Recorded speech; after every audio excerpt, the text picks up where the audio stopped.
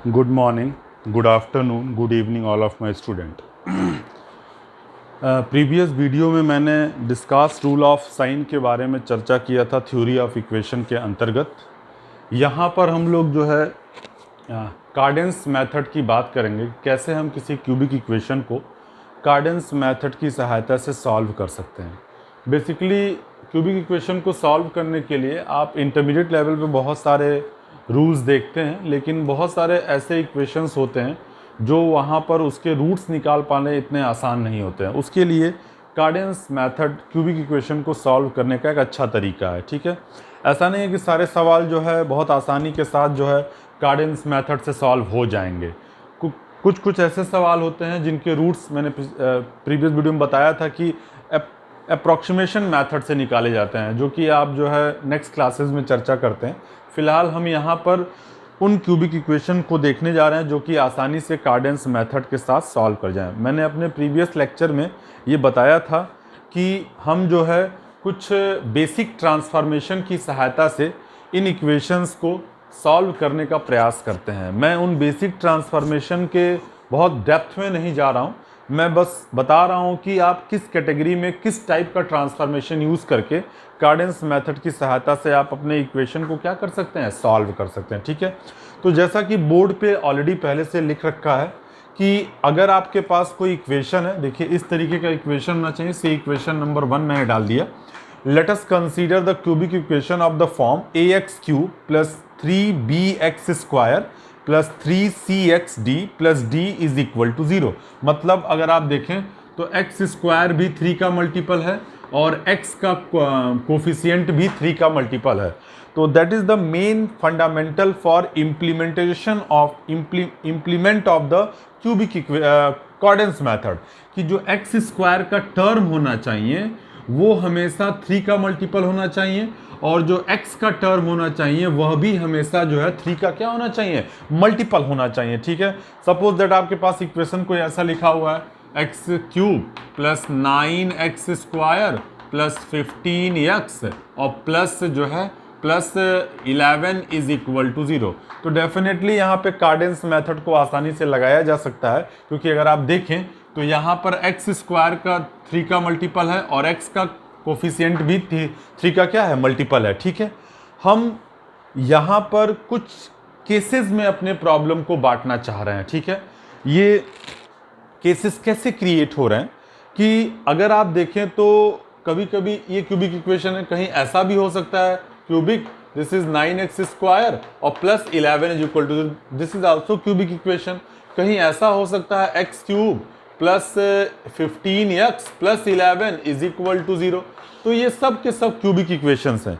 लेकिन पहले वाले में देखेंगे तो सारे टर्म्स कंटिन्यूअस ऑर्डर में इंप्लीमेंट हो रहे हैं। जैसे x क्यूब के बाद x स्क्वायर के बाद x आ रहा है, x के बाद 11 आ जा रहा है, मतलब जो x के बाद जो x टू द पावर 0 का कंपोनेंट आ रहा है। ठीक है, लेकिन दूसरे वाले इक्वेशन में x का टर्म मिसिंग है, तीसरे वाले इक्वेशन में x स्क्वायर का टर्म मिसिंग है। ठीक है, तो मैं अभी उन इक्वेशंस के बारे में चर्चा करने जा रहा हूं जिसके अंदर सारे के सारे कंपोनेंट्स जो है कंटिन्यूअस ऑर्डर में एग्जिस्ट करते हैं। ठीक है, तो मैंने ये स्टेप 1 लिख रखा केस 1 में, if the cubic equation contain all the term this is a not x cube a1 x square a2 x plus a3। ये अंडरस्टूड है कि ये a1 और ये a2 जो दोनों ही 3 के क्या होते होंगे, मल्टीपल होते होंगे। ठीक है, तो हम क्या वर्किंग प्रोसेस अडॉप्ट करते हैं इस तरह के इक्वेशंस को आसानी से सॉल्व करने के लिए with the help of the Cardan's method. First of all you try to eliminate the coefficient of x square with the help of the formula this is n a naught plus h plus a1 is equal to 0। हम इस फार्मूले की सहायता से h की value को calculate करते हैं। हमारा ऑब्जेक्टिव ये है कि इस फार्मूले से हम ट्रांसफॉर्म इक्वेशन के सेकेंड ऑर्डर के टर्म को एलिमिनेट करना चाहते हैं। ठीक है, मतलब यहाँ पर अगर ये एक्स स्क्वायर टर्म कंटेन कर रहा है तो इसको डिमिनिस्ट करने के लिए इस फार्मूले का इस्तेमाल करते हैं। मतलब इसमें डिमिनिस्ट नहीं होगा, इसके ट्रांसफॉर्म्ड इक्वेशन में वो टर्म डिसमिस्ड हो जाएगा, मतलब हटा दिया जाएगा, जो कि स्टेप 2 में हम कंसीडर कर रहे हैं। We can write down the transform equation in z. अगर ये हर एक टर्म मौजूद होगा तो हम इस प्रोसेस को अडॉप्ट करेंगे। बहुत सिंपल सी बात, A not z cube plus A one z square plus A two z plus ए3 is equal to 0 where z is equal to x minus h. मतलब अगर एच यहां से आप निकाल लेंगे, एच की जो भी वैल्यू आएगी यहां से, और x माइनस एच, जेड की जगह x माइनस एच रखेंगे तो आपको पुनः जो है इसी इक्वेशन की प्राप्ति हो जाएगी। ठीक है, तो हमारा ऑब्जेक्टिव क्या है, हम अपने वर्क को थोड़ा आसान कर रहे हैं। हम इस इक्वेशन को किसी दूसरे इक्वेशन में ट्रांसफॉर्म करके z की वैल्यू को जैसे ही निकाल लेंगे तुरंत आपको किसकी वैल्यू मिल जाएगी, x की वैल्यू मिल जाएगी। ठीक है, लेकिन यहां पर ये a नॉट, a1, a2 और a3 ये सारी वैल्यूज जो है सिंथेटिक डिवीजन मेथड से कैलकुलेट की जाती है, जिसके बारे में मैं अपने सवालों में डिस्कस करूंगा। ठीक है, तो in step 2 we write down the transformed equation of the form this where z is equal to x minus h हो जाएगा। ठीक है, नाउ अब ये जो a नॉट, a1, a2 ये सारी वैल्यू सिंथेटिक डिवीजन से मिल जाएगी, तो आपको z में एक क्यूबिक इक्वेशन मिलेगा जो कि आपके इंटर लेवल मेथड से आसानी से सॉल्व हो जाएगा। We solve this equation for z by usual method. ठीक है, एंड आफ्टर दैट आप यहां से आसानी से x की वैल्यू को z प्लस h करते हुए निकाल सकते हैं। तो ये कार्डेंस मेथड का एक पहला केस है जिसमें हर एक टर्म जो है कंटिन्यूअस ऑर्डर में अपने साथ मौजूद रहता हो। ठीक है, तो अभी हम कुछ क्वेश्चंस के बारे में डिस्कस करने जा रहे हैं जिससे कि हम आसानी से कार्डेंस मेथड को समझने का प्रयास कर सकते हैं। ठीक है, तो हम अगर इसके उस पर हैं कि कैसे हम इसे सॉल्व करेंगे, तो मैं कुछ क्वेश्चंस यहाँ पे कंसीडर करने जा रहा हूँ जिसको आप आसानी से इस मेथड से सॉल्व करने की आप कोशिश कर सकते हैं। ठीक है, तो अगर हम यहाँ पे देखें तो हम यहाँ पर प्रॉब्लम सेट ले रहे हैं, problem set, this is problem set 2। Problem set 1 के बारे में डिस्कस किया गया था। यहाँ पर ये क्वेश्चन है, क्वेश्चन नंबर 1, क्वेश्चन नंबर 1। ठीक है, this is x cube minus 3x square plus 12x, ठीक है, और प्लस 16 इज इक्वल टू 0, जिसको आपको जो है कार्डेंस मेथड से, दिस इज कार्डेंस मेथड से इसे सॉल्व करना है। ठीक है, कार्डेंस मेथड से, ठीक, कार्डेंस मेथड। अब आपको बेसिकली क्या करना होगा, इस इक्वेशन को जो आपको दिया हुआ है, सबसे पहले तो आप इसे इक्वेशन नंबर 1 बोल दीजिए। ठीक है, मैं यहाँ पे लाइन ड्रॉ कर दे रहा हूँ। अब देखिए, आपने ये इक्वेशन बोल दिया। ठीक है, अब ये इक्वेशंस में देखिए तो आपको देख के पहले ही इंस्टेंट अंदाजा लग जाएगा कि इसमें x का कोई भी टर्म मिसिंग नहीं है। एक्स क्यूब है, एक्स स्क्वायर है, x है, प्लस 16 है, इज इक्वल टू 0। जहां तक कोफिशिएंट ऑफ एक्स स्क्वायर है ये 3 का मल्टीपल है, और जहां तक कोफिशिएंट ऑफ x है ये भी 3 का मल्टीपल है। तो कहीं ना कहीं आप कार्डेंस मेथड को इसको सॉल्व करने के लिए अडॉप्ट कर सकते हैं। ठीक है, तो नाउ अब आपको यहाँ पे क्या करना होगा, अगर हम इसके सोल्यूशन की बात करें तो दिस इज सोल्यूशन। अगर आप देखें तो एक्स स्क्वायर का टर्म यहाँ मौजूद है, तो first of all, this is first of all, या first of all we remove the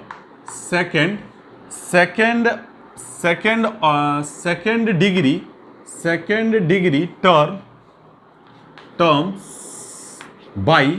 by the formula. This is n a naught, this is h plus a1 is equal to 0। बहुत आसानी से n a naught plus into h plus a n is equal to 0। n का मतलब इस equation की total degree 3 हो जाएगी यहाँ पर। ए नॉट का मतलब एक्स क्यूब का कोफिशिएंट 1 हो जाएगा, एच ऐसा ही रहेगा। प्लस a1 की बात करें तो -3 आएगा, तो this is -3 is equal to 0, और यहाँ से h की वैल्यू आपकी 1 मिल जाएगी। This is the value of h।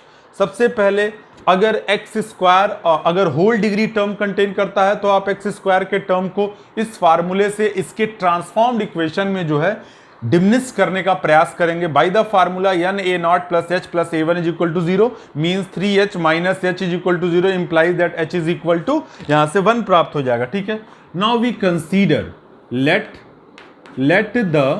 let the transformed equation, this is a naught z cube, this is a1 z square, this is a2 z plus a3 is equal to 0 से equation number 2 आप सीधे सीधे transformed equation consider करेंगे। ठीक है, अब यहां पर आपको इस ट्रांसफॉर्म्ड इक्वेशन में a naught a one a two a three की वैल्यू को निकालना होगा। यहां पर ये तो अंडरस्टूड है कि where z is equal to x minus h means z is equal to x minus 1। ठीक है, अगर हम a naught a one a two सब निकाल लें और z बराबर x माइनस 1 रख दें तो दोबारा आपको यही इक्वेशन प्राप्त हो जाएगा। ठीक है, तो इस इक्वेशन का ये दूसरा स्वरूप है।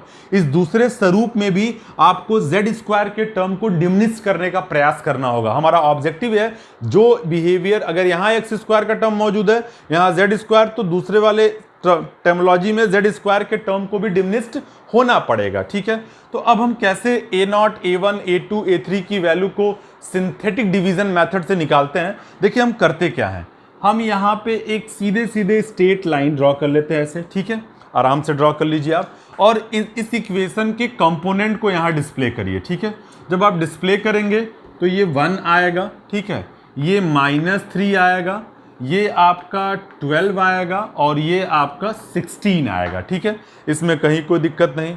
आप सीधे सीधे h की जो वैल्यू, यहाँ पे मैं थोड़ा सा कॉम्पैक्ट लिख दे रहा हूँ, x माइनस 1। ठीक है, x माइनस 1। ठीक, यहाँ पर h की वैल्यू जो प्राप्त हुई है सीधे सीधे वो यहाँ रखी जाएगी। ठीक है, जो h आपने निकाला। ठीक, पहले स्टेप में आप यहाँ 0 लिखेंगे।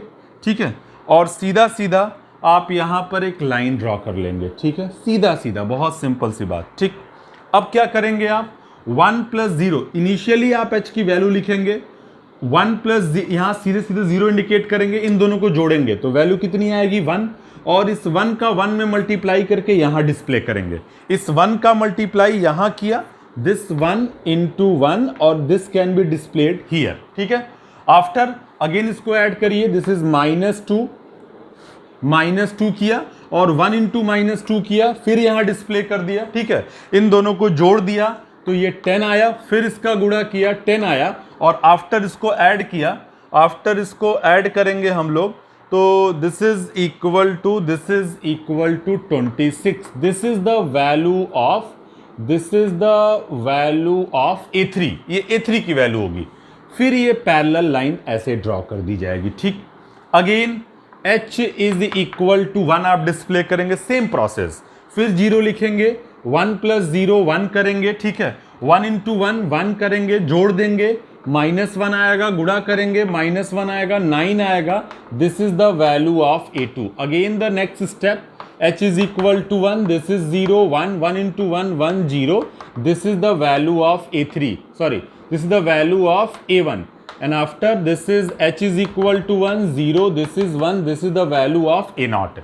ये आपका क्रम होगा। बहुत सिंपल सी बात है, इसके कोफिशिएंट को लिख दीजिए। देखिए मैं अभी सिर्फ उस इक्वेशन की चर्चा कर रहा हूं जिसमें कोई भी टर्म मिसिंग नहीं है। मैं आगे ये भी डिस्कस करूंगा कि अगर ये मिस कर गया, ये मिस कर गया, तो हल्का सा स्लाइड चेंज होगा कॉर्डेंस मेथड में। ठीक है, now h is equal to 1 लिखा, कोफिशिएंट लिख दिया 1 विथ साइन, -3 12 16, 0 लिखा, 1 प्लस 0 1 किया, गुणा किया, 1 इंटू 1 1, दोनों को जोड़ दिया, -2, फिर गुणा किया, -2 जोड़ दिया 10, फिर गुणा किया 10, दोनों को जोड़ दिया 26। ये आखिरी वाले कोफिशिएंट की वैल्यू होगी 26 A3 की वैल्यू। ठीक, again h is equal to 1 0 लिखा, 1 प्लस 0 1 किया, 1 इंटू 1 1 डिस्प्ले किया, जोड़ दिया -1, फिर गुणा किया, -1 डिस्प्ले किया, जोड़ दिया 9 आ गया A2 की value. Same process will be adopted, और आखिरी में आप एक वैल्यू पाएंगे जो कि A0 की वैल्यू होगी। इन सारी वैल्यू को आप ऊपर वाले इक्वेशन में यूज करिए, इक्वेशन नंबर 2 में। ठीक है, using these in equation number 2 we get, आप देखिए A1 का कोफिशिएंट 0 हो रहा है, z स्क्वायर अपने आप डिमिनिश्ड हो जा रहा है, गायब हो जा रहा है। ठीक है, now this is a not की वैल्यू z क्यूब, ठीक है, प्लस हो जाएगा आपका दिस इज 9z और प्लस हो जाएगा आपका 9z, this is 26 is equal to 0, ठीक है। से इक्वेशन नंबर 3, ये प्रोसेस है आपका। अब आपका अगला स्टेप है कि कैसे z को कैलकुलेट किया जाए। z को तो आसानी से भी कैलकुलेट किया जा सकता है, लेकिन कार्डेंस मेथड में एक प्रोसेस है। क्या प्रोसेस है देखिए।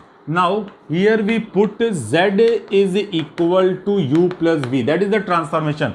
किन्हीं किताबों में z is equal to 1/3 plus z is equal to 1/3 u to the power 1/3 plus v to the power 1/3 बोला गया, लेकिन ये सिंपलेस्ट, आप इसी प्रोसेस को अडॉप्ट करिएगा हर एक सवालों में, ठीक है। देन अब इसके दोनों साइड का क्यूब कर दीजिए। जैसे ही आप क्यूब करेंगे तो z क्यूब हो जाएगा, u प्लस v का होल क्यूब हो जाएगा, this is u cube, this is v cube, this is 3uv bracket में u प्लस v, ठीक है। मैं थोड़ा और क्लियर लिख दे रहा हूँ क्योंकि यहाँ थोड़ा सा छोटा हो गया। This is u cube plus v cube plus 3uv bracket में u प्लस v, ठीक है। यहाँ पर u प्लस v की वैल्यू को अगेन z कर सकते हैं, तो आपके पास वैल्यू क्या मिलेगी, z क्यूब, ठीक है, माइनस इसको इधर ट्रांसफर कर लिया 3uv और इंटू z हो जाएगा, ठीक है, और फिर माइनस हो जाएगा आपका u cube plus v cube is equal to 0, ठीक है। This one is the equation number 4, ठीक है। फिर से सुनिए, z बराबर आपने u प्लस v रख दिया, दोनों साइड का क्यूब कर दिया a प्लस बी का होल क्यूब का मतलब हो गया a cube plus b cube plus 3ub bracket में u प्लस v, इस u प्लस v को आपने z से रिप्लेस कर दिया और आफ्टर ट्रांसफर कर लिया, तो z cube minus 3ub z minus u cube plus v cube is equal to 0 से इक्वेशन नंबर 4, ठीक है। उसके बाद आप इस इक्वेशन 4 और 3 को कंपेयर करेंगे, ठीक है। जैसे ही आप कंपेयर करेंगे तो आपके पास मिलेगा क्या, जैसे ही आप कंपेयर करेंगे, कंपेयरिंग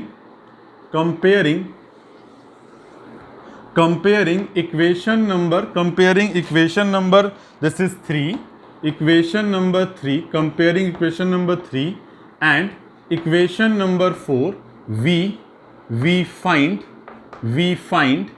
we find that, क्या find that, this is u into v is equal to -3। देखिए आप कंपेयर करेंगे तो -3uv इज इक्वल टू, यहाँ पे क्या मिलेगा, -3uv इज इक्वल टू 9 मिलेगा, तो uv इज इक्वल टू -3 हो जाएगा। और दूसरा कंपेयर करेंगे तो u cube plus v cube is equal to क्या लिखेगा आप लोग, दिस इज -26, ठीक है। इस वाले समीकरण में दोनों साइड का क्यूब कर दीजिए, तो आपके पास क्या मिल जाएगा, this shows that u cube v cube is equal to -27 और यहाँ पर दिस इज u क्यूब और this is plus v cube is equal to -26, ठीक है। दोनों साइड का क्यूब कर दिया। कारण क्या, क्योंकि अगर आप यहाँ पे देखें तो ये किसी समीकरण के प्रोडक्ट ऑफ रूट लिखे गए हैं और उस समीकरण के रूट्स क्या होते होंगे, u क्यूब और v क्यूब, और ये क्या लिखा हुआ है आपका सम ऑफ रूट्स। तो आपने इंटरमीडिएट क्लासेस में पढ़ा होगा कि अगर आपके पास सम ऑफ रूट और प्रोडक्ट ऑफ रूट्स दिए हैं तो आप एक क्वाड्रेटिक इक्वेशन को जनरेट कर सकते हैं by the formula t square minus sum of roots into t plus product of roots is equal to 0, ठीक है। तो आप उसका थोड़ा सा यहां सहारा लेंगे, तो सिंस देखिए, since u cube and v cube are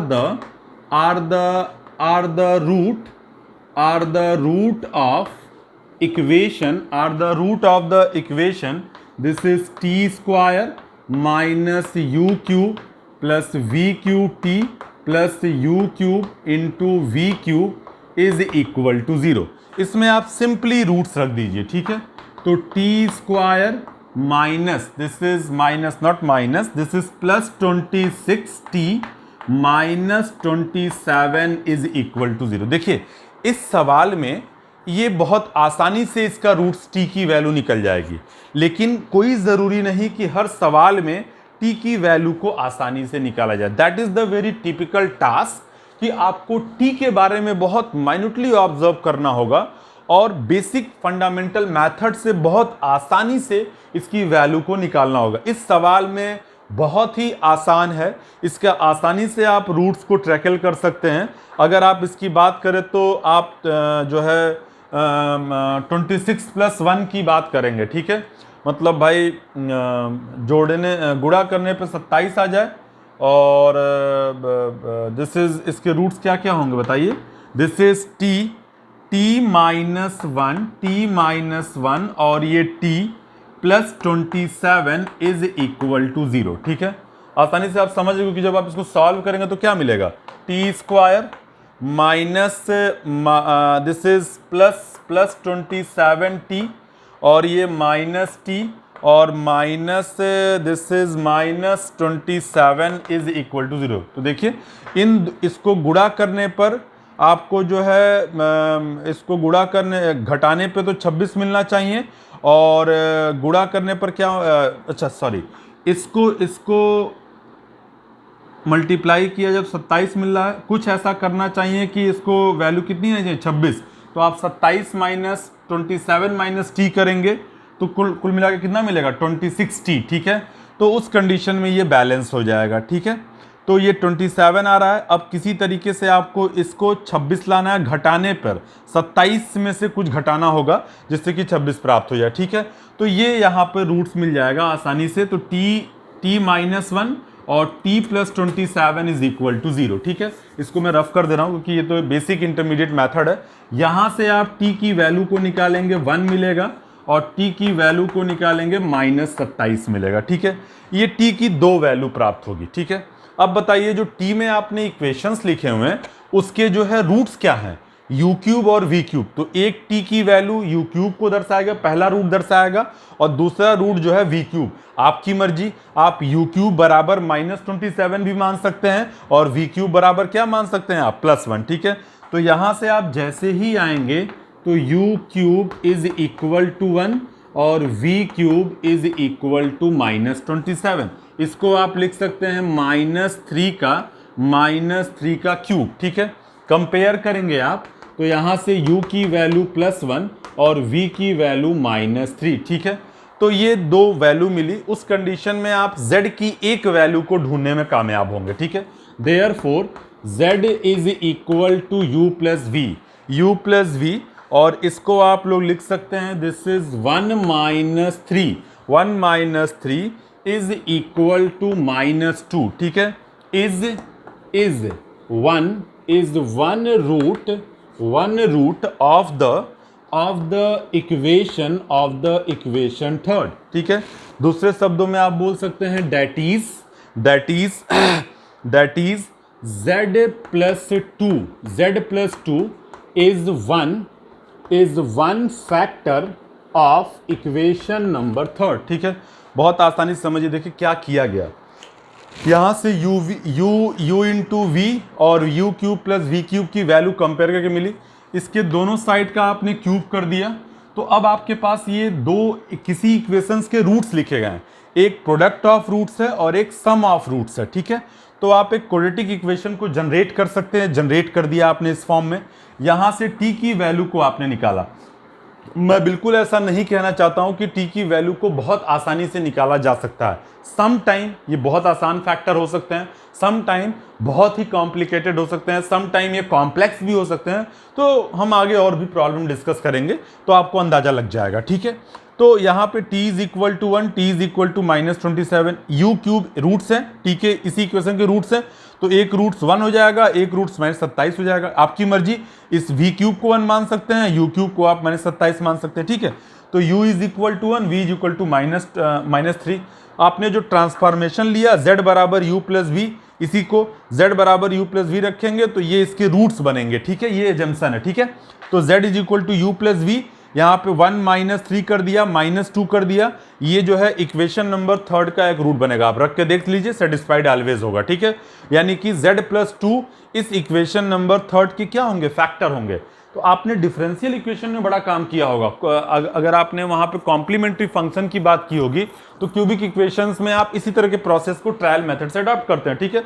लेकिन आप एक और मेथड ट्रायल, मतलब आप इसको फिर डिवाइड करते हैं, बहुत लंबा चौड़ा काम, एक आसानी से काम कैसे किया जा सकता है, मैं उसके रिगार्डिंग बात कर रहा हूं। आई थिंक आपने ऊपर वाला लिख लिया होगा, थोड़ा सा हमारे पास जगह का अभाव, इसलिए मैं इसको रफ कर रहा हूँ, ठीक है।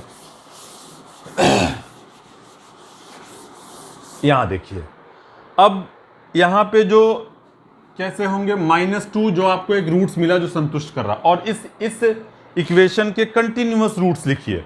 This is 1, this is 0। Continuous का मतलब जो z² का मिसिंग है 9, और दिस इज 26, ठीक है। और यहाँ पे 0, this is 1, this is -2, this is +4, this is 13, this is -26, 0। आखिरी वाला अपने आप 0 हो जाएगा, ठीक है। तो देयरफॉर z+2, और ये हो जाएगा आपका z²। भाई 3 वैल्यू है तो स्टैंडर्ड डिग्री का कितने डिग्री पाने में, 2 डिग्री का। -2z और +13 इज इक्वल टू 0। आप ऑर्डर नहीं बदलेंगे, z² कोफिशिएंट 1, z का कोफिशिएंट -2 और कांस्टेंट का कोफिशिएंट 13 इज इक्वल टू 0, ठीक है। इसको आप आसानी से सॉल्व कर सकते हैं। सॉल्व करेंगे तो z इज इक्वल टू -2 एक रूट मिलेगा। दूसरे रूट्स के लिए जाएंगे तो 2 ± सीधा 4 formula, this is 4 - 52 upon 2a हो जाएगा, ठीक है। इसको सॉल्व करेंगे तो z is equal to -2, 2 ± after solving this is 4√3i upon 2। ये z की 2 वैल्यू मिलेगी। बहुत ध्यान से सुनिए, आपने एक z का रूट्स निकाला और इसके रिगार्डिंग इसके अब ये एक रूट मिल गया, तो बाकी जो बचेगा वो सेकंड डिग्री का इक्वेशन जनरेट होगा। अगर आप डिवाइड करते हैं, आप डिवाइड ना करके सिंथेटिक डिवीजन लॉजिक को इस्तेमाल कर रहे हैं, तो यहाँ पर ये एक रूट लिख लीजिए और इसके कोफिशिएंट को कंटिन्यूअस ऑर्डर में जो मिसिंग है उसका 0 मान लेंगे, ठीक है। अब यहाँ पे 0 लिख लिया, 1 + 0 1 किया, -2 जोड़ दिया, -2 गुणा किया, फिर से इसका गुणा किया, +4 जोड़ दिया 30, फिर गुणा किया -26। ये अपने आप आखिरी वैल्यू जो है 0 प्राप्त हो जाएगी। 3 वैल्यू होगी, कितने स्टैंडर्ड डिग्री का पॉइंट मिलेगा, 2 डिग्री का। यहां से z की ये वैल्यू निकाल लिया, ठीक है। जैसे ही z की वैल्यू को आप निकालेंगे तुरंत आपके पास x मिल जाएगा। सो इसको थोड़ा सिंप्लीफाई कर सकते हैं। देखिए z is equal to -2, 2 ± 2√3i, ठीक है। So the value of x is equal to this is by the formula z plus h, यानी h की वैल्यू कितनी थी, 1 थी, ठीक है। दैट इज x की वैल्यू क्या क्या मिलेगी। यहां पर आप -2 और +1 करेंगे तो -1 पहला रूट मिलेगा, और यहां पर जोड़ेंगे तो इमेजिनरी पार्ट तो ऐड नहीं होगा, चाहे वो प्लस रहे चाहे वो माइनस, तो यानी 2 + 1 3 मिल जाएगा, 3 ± 2√3i, ठीक है। तो ये x के 3 रूट्स मिले। इसमें आपके पास एक रूट आपका निगेटिव मिल रहा है और 2 रूट्स आपके जो है इमेजिनरी रूट्स मिल रहे हैं। तो कार्डेंस मेथड से आपने इस सवाल को सॉल्व किया इस प्रोसेस से, ठीक है। अगले सवाल को भी हम सेम तरीके से सॉल्व करेंगे, लेकिन थोड़ा सा हमें ख्याल रखना होगा। मैं आपको एक क्वेश्चन यहाँ पे दे रहा हूँ जिसको आप शायद ट्राई कर पाएँ, और ट्राई करने की आप कोशिश ज़रूर करिएगा। कोई डाउट होगा तो मैं डिस्कस ज़रूर करूँगा, ठीक है। इसमें क्वेश्चन नंबर 1 मैं दे रहा हूँ। This is x³ -15x² -33x और +847 इज इक्वल टू 0। थोड़ा सा टफ होगा। टफ क्या होगा कि जो t में इक्वेशन बनेगा वो ये बन जाएगा, दिस इज t + 216 का दिस इज का स्क्वायर इज इक्वल टू 0। ये थोड़ा सा सोचना, मतलब जो इक्वेशन तैयार होगा t में, ये सीधे सीधे a + b का होल स्क्वायर होगा। चाहे जैसे निकालिए, t की वैल्यू आपको निकालनी है, ठीक है। और यहां से जो इसके आंसर आएंगे, जो x की वैल्यूज आएंगी, this is 11, this is 11, this is 11, this is -7। आराम से आप जरूर से करिएगा। आप क्वेश्चन नंबर 2 की बात करिए। क्वेश्चन नंबर 2 की बात करिए। दिस इज x³ + 6x², ठीक है, और +9x और +4 is equal to 0, +4 is equal to 0, ठीक है। इसको आप सॉल्व करेंगे तो x की जो वैल्यू आएगी -1 -1 -4, ठीक है। यानी इसके पास जो रूट्स मिलेंगे वो ये मिलेंगे, ठीक है। इन दोनों सवालों को आप सॉल्व जरूर करिए, थोड़ा सा कॉन्फिडेंस बिल्डअप होगा, ठीक है। पहला इक्वेशन है x cube minus 15x square minus 33x plus 847 is equal to 0। यहाँ पे थोड़ा सा ये लॉजिक देखना होगा आपको। और दूसरा equation x cube plus 6x square plus 9x plus 4 is equal to 0। इन दोनों में कार्डेंस लगे क्योंकि ये भी 3 का मल्टीपल है, ये भी 3 का मल्टीपल है, ये भी 3 का मल्टीपल है, ये भी 3 का मल्टीपल है। ठीक है, तो इन दोनों को आप आसानी से सॉल्व करने की कोशिश करिएगा। ठीक है, नेक्स्ट लेक्चर में मैं कुछ इसी केस के बारे में कुछ और सवालों को बताऊंगा। उसके बाद मैं केस 2 पर आऊँगा, फिर केस 3। 3 तरह के केस मैंने यहाँ पे क्रिएट करने का प्रयास किया। अगर ये तीनों केस को आप अडॉप्ट कर जाएंगे तो आप किसी भी क्वेश्चन को आसानी से with the help of the Cardan's method लगा सकते हैं। उसके बाद हम Descartes rule for solving the 4 degree equations के बारे में चर्चा करेंगे। फरारी मेथड आपके सिलेबस में नहीं है। ठीक है, बहुत बहुत धन्यवाद आप लोगों को।